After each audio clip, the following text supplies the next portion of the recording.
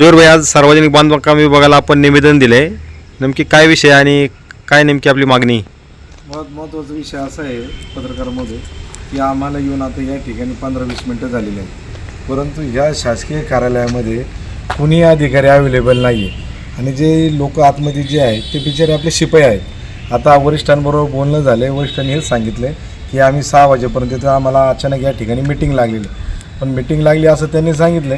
आज दुःख ह्या गोष्टीचं आहे की सगळेचे सगळे अधिकारी बाहेर आहेत, इथं कोणीच नाही. ठीक आहे, तो भाग वेगळा आहे, आपण त्याच्यावरती आपण नंतर बोलू. परंतु आजचा जो विषय आहे महत्त्वाचा विषय असा आहे की नारायणगावमध्ये वारवाडी या ठिकाणी ठाकरवाडीचा रस्ता आणि सानेवस्तीचा रस्ता हे 2 रस्ते फार महत्त्वाचे आहेत. आता मुळात आम्ही आज या ठिकाणी याच्यासाठी आलो आहे की 2 दिवसापासून या ठिकाणी पाऊस चालू आहे आणि बरेचशी लोक मुलांना घेऊन शाळेमध्ये जातात. सानेवस्तीवरचा जो रस्ता आहे तो फार खराब झाला आहे आणि बरेचशा महिलांना त्या ठिकाणी त्या रस्त्याच्या खड्ड्यामुळं अडचणी व्हायला लागल्यात.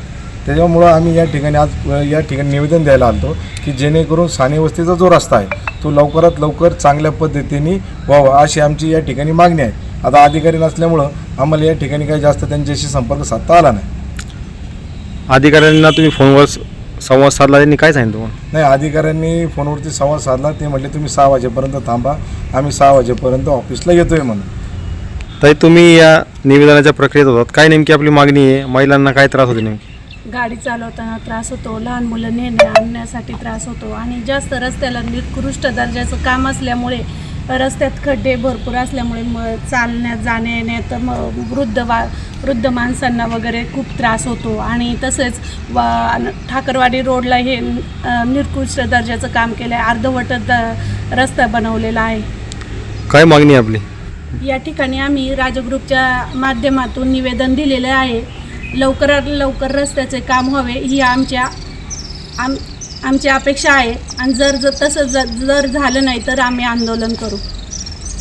आज आम्ही राजग्रुपच्या माध्यमातून अधिकाऱ्यांनी निवेदन द्यायला आलो होतो, पण अधिकारी इथं कुठल्याही प्रकारे उपस्थित नाही आहे.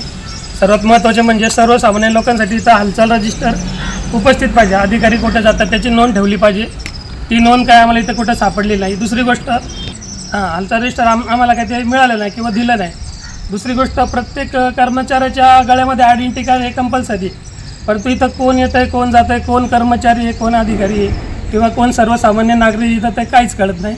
तर याची दखल प्रशासनाने घ्यावी, त्वरित त्याच्यावर कारवाई. दुसरी मागणी आमची अशी आहे, तिसरी मागणी की कॉलेज रोडचं कॉन्क्रिटीकरण झालं पाहिजे.